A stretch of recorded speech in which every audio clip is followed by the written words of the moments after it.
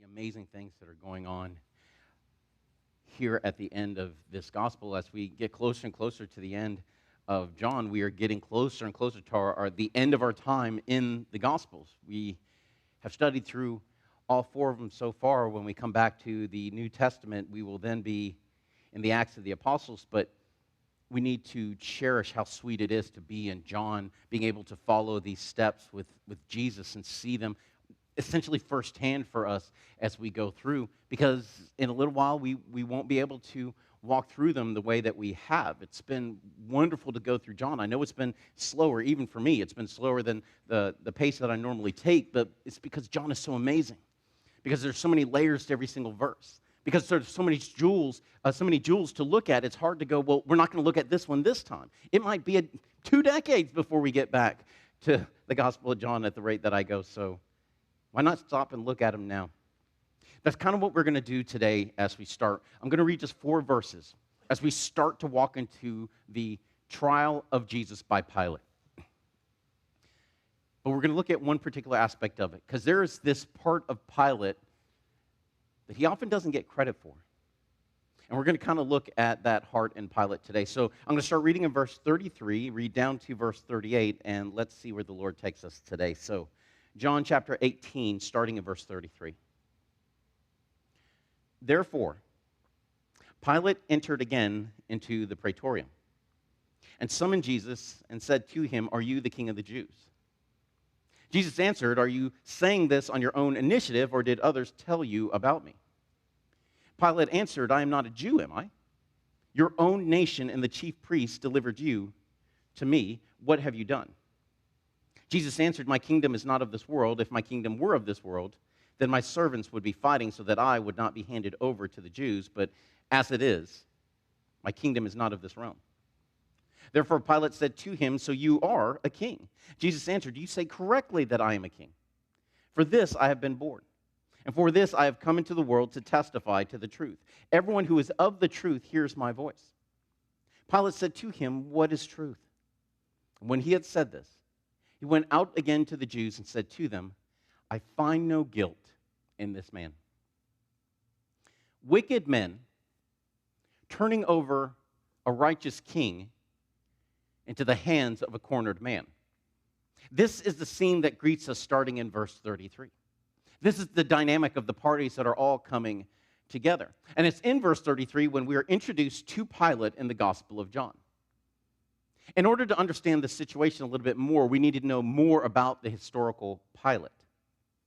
We've studied Pilate in the first 3 Gospels, but it bears remembering that at the time of the Gospels, Pilate was the procurator of Judea. That's a representative of the Roman government, closer to what we might think of as a county board representative, or perhaps a mayor of a larger city. They are assigned to exercise Roman authority over a very specific, limited area. They're not autonomous. They can't do whatever they want. They fall under the authority of a governor who was over the larger area. So there would have been a governor over the larger Middle East area under the Roman Empire, and Pilate worked for them. But this was a position that Pilate had to work towards. He began his life as a slave in the Roman Empire. He worked his way up the social ladder through marriage and manipulation of the system. Becoming in this position of Judea was a step in the right direction for Pilate. He had ambitions that went beyond this, but as soon as he came to Jerusalem, he immediately began to run into issues. Now, please be mindful, we are talking about post-exile Israel. This is the Israel that came out of the Babylonian captivity, and the nation as a whole was the most fiercely monotheistic people on the face of the planet. There was nobody who held to the concept of one God and only one God.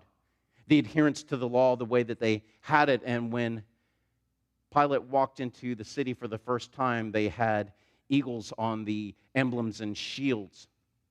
Previous procurators understood how sensitive the people were to items like this. They made sure not to come in and violate Israel's adherence to the second commandment to have no graven images. However, when Pilate entered, he just had these images on all of their metal aspects, and the people immediately began to kick and riot against him. Pilate tried to talk to him and calm them through words, But eventually, after 6 days, Pilate backed down. He had all the shields and the emblems with the eagle's image on it removed from the city. A little while later, he needed to build an aqueduct, so what he did was he went to the temple and he appropriated money from the temple treasury.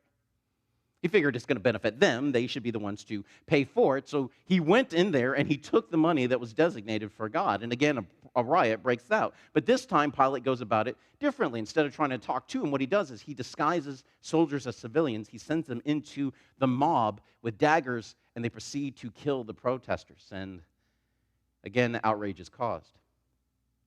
Because of these two incidents, Pilate was in danger of losing his position. So he's going to try to get back into the emperor's good graces. What he has done now is he has shields made with Emperor Tiberius' images upon it.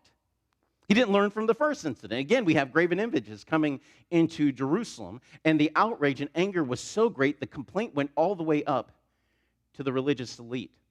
Or of the religious elite all the way to Tiberius, and Tiberius sends a command, an imperial command, an emperor's command, to take the shields down. And along with the command comes this message: that's it out of you. No more problems. No more issues. This is the Pilate who receives Jesus early Thursday morning. This is a Pilate who was trapped, who was cornered, who could not afford to upset the religious elite anymore, and they knew it. They know that he can't have any more bad reports. And in verse 33 of John 18, we're told that Pilate begins questioning Jesus, and his first question we have recorded for him is, "Are you a king?" Now, it seems odd for us, if all we had to go on was the Gospel of John, that this is the first question that he would ask. Is this really the question you would ask of somebody who's bound and brought to you? But we know from the other Gospels that the religious elite are the ones who accuse Jesus of this. Now, they have other garbage they're throwing into the charge, and it's one of those things when you don't have one charge that'll stick, you just throw a bunch of stuff against the wall, hoping one of them will eventually stick. Yet, that detail about the religious elite accusing Jesus of claiming to be a king is not overtly stated in the Gospel of John. It's hinted at in verse 35, but between the two of them, we have this response from Jesus to Pilate, where Pilate asks, "Are you Pilate asking this of me of your own initiative, or did somebody else tell you about me?" Now, there's a brilliance to the way this interchange is presented in the Gospel of John, because what it does is it makes the entire conversation feel very intimate. This is going to be in the meeting room, or the almost town hall area of the Praetorium. It's where Pilate would sit in his official chair to make decisions. It's meant to have an imposing feel upon it. Remember, this was previously Herod the Great's old palace. But when you look at it, it looks like it's just them talking. They could almost be on a balcony or in a room separate from everyone else. But what this question does is it goes right to the heart of Pilate and will force Pilate to honestly examine for himself who Jesus is. And it's going to lead to this conclusion about Jesus that he will repeat 3 times, "I find no fault in this man." There is no guilt in Jesus. Now, as a brief aside, it's in Luke, not in John, it's in Luke, that the gospel that shows the humanity of Jesus, that's the one that records all 3 confessions of Pilate that there was no guilt in Jesus. All 3 are in Luke, only 2 are in John, and none are in Matthew or Mark. What's interesting is that even though it's in Luke that we see all 3 confessions, it's in the Gospel of John that records more about the interchange between Pilate and Jesus than all the other Gospels.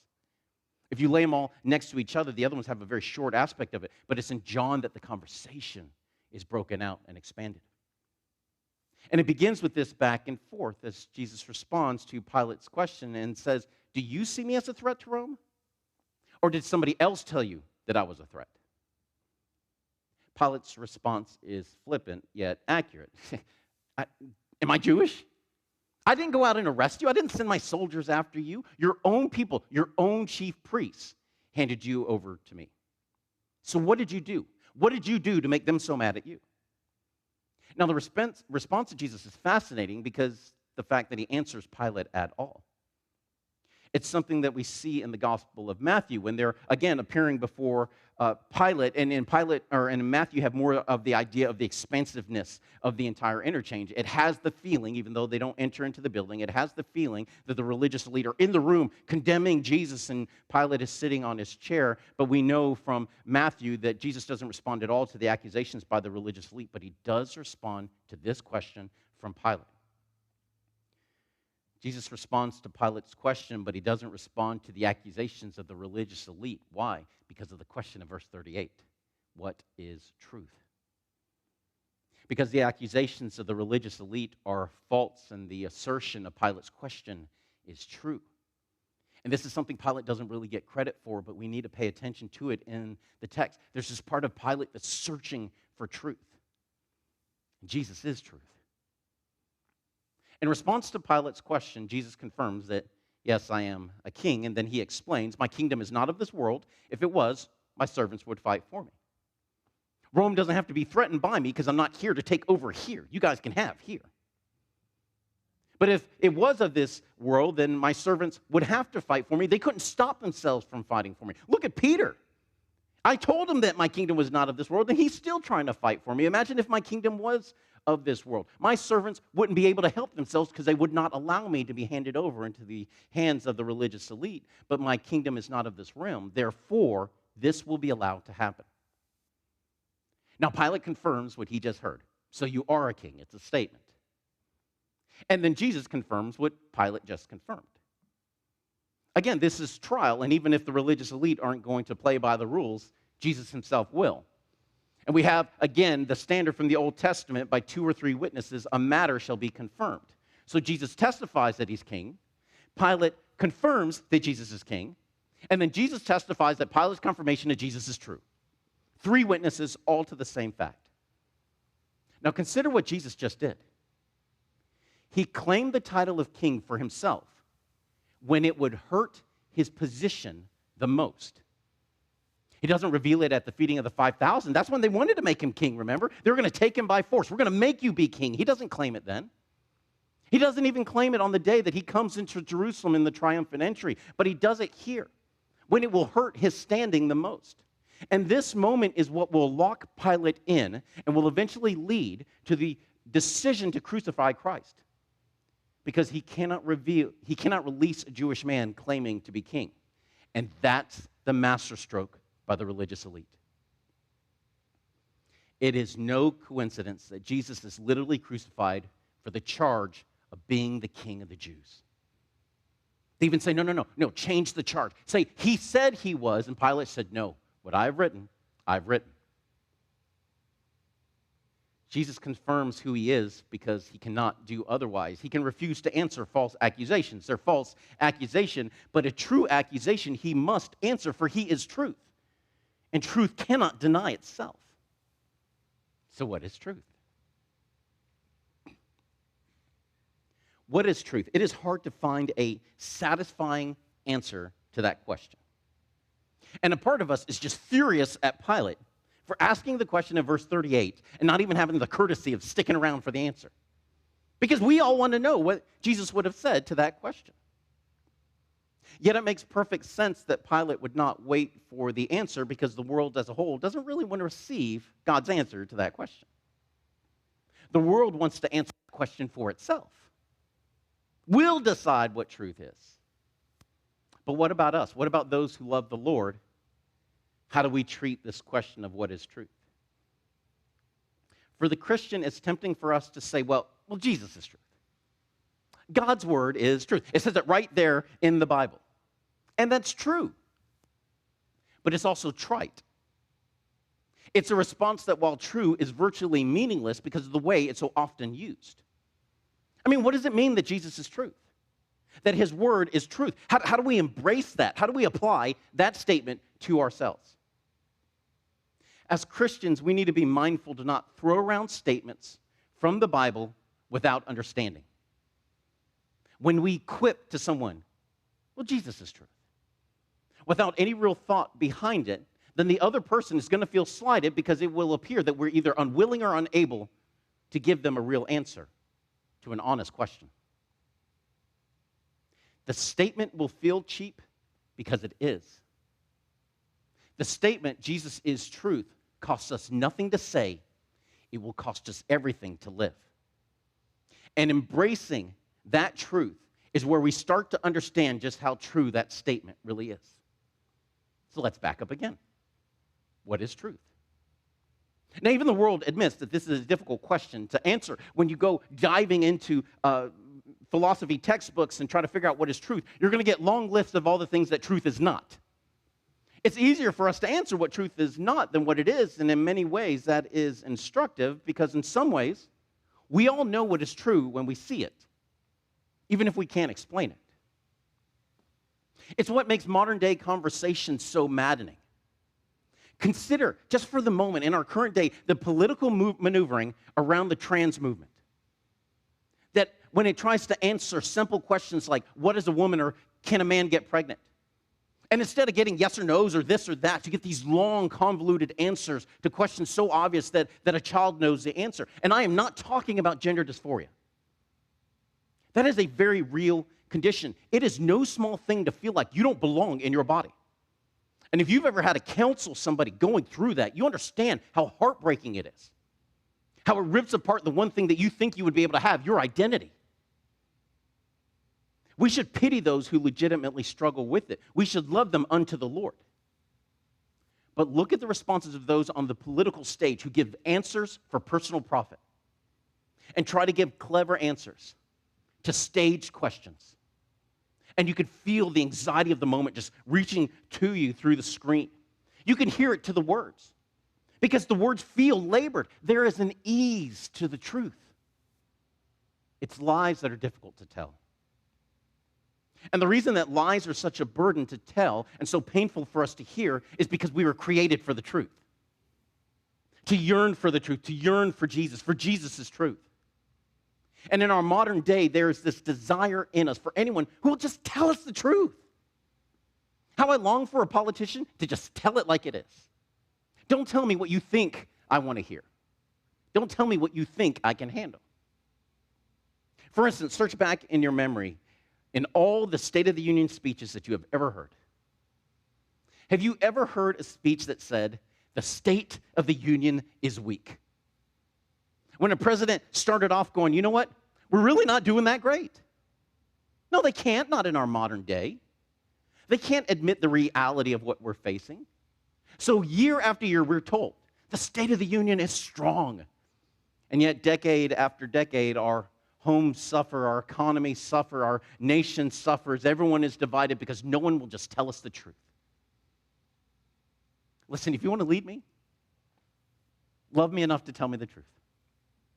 Respect me enough to assume that I can handle the truth. And if I can't, build me up until I can. A hard truth is better than a soft lie. And even the world, the non-believing world, knows this. But more importantly, God knows us. And this is why he says, woe to those who call evil good and good evil, who substitute darkness for light and light for darkness. We don't need someone to try to convince us that bitter is not bitter. Bitter is bitter for a reason. I can handle the bitter. Just tell me the truth. So what is truth?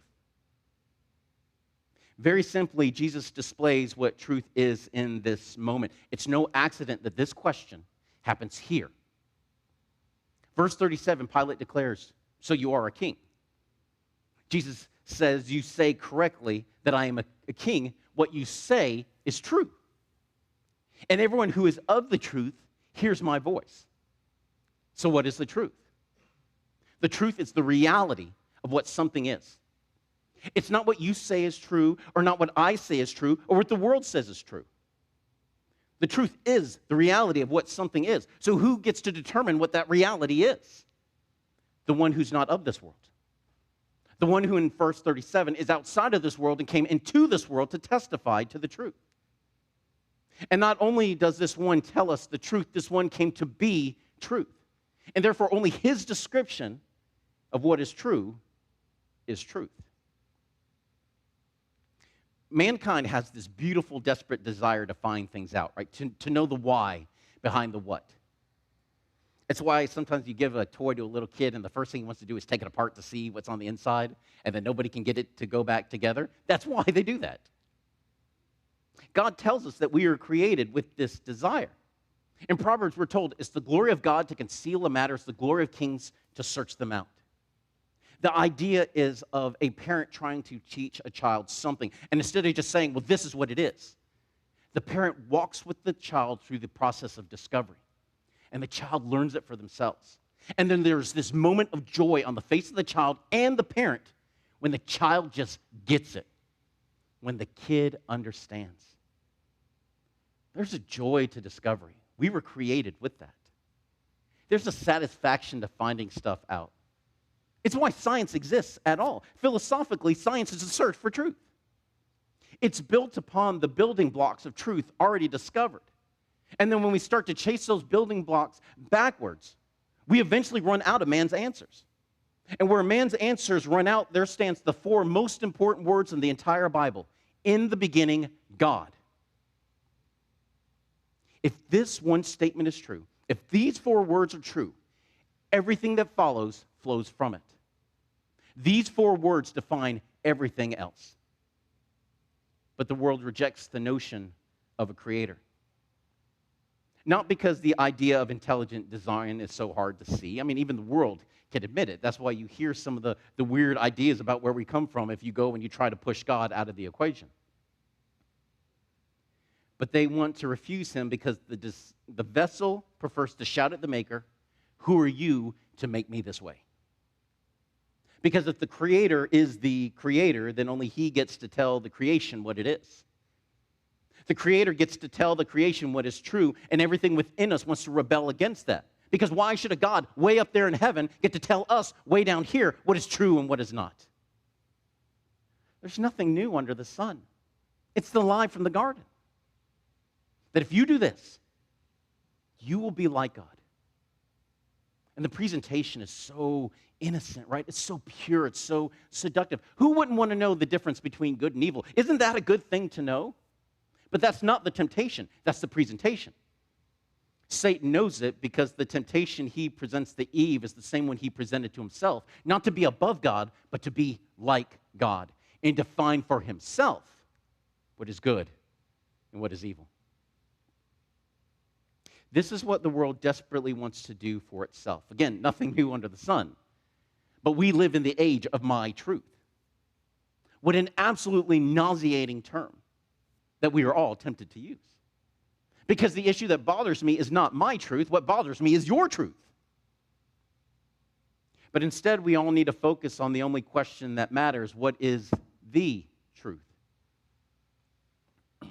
From time to time, I come in contact with Mormons or Jehovah's Witnesses, and it seems like they always come out by the house whenever I'm gone. But I run into them from time to time, almost always out, because they won't come to my house when I'm there. I don't get it. But I long since stopped trying to argue with them. And I read books, I memorized arguments, I was prepared, I was ready to go. But I quickly learned after a couple of encounters I was more interested in being right than being righteous. More interested in winning than reaching. Over time, God led me into this dialogue that gave me great peace and one that I believe that God has blessed. So now I normally say this to almost every single one that I meet. I tell them I admire your zeal. How I wish that real Christians had your zeal. Do you believe that there is only one God? Do you believe there is only one truth? There cannot be your truth and my truth. There is only one truth, and the one true God alone can reveal that truth to you and me. Then let's do this.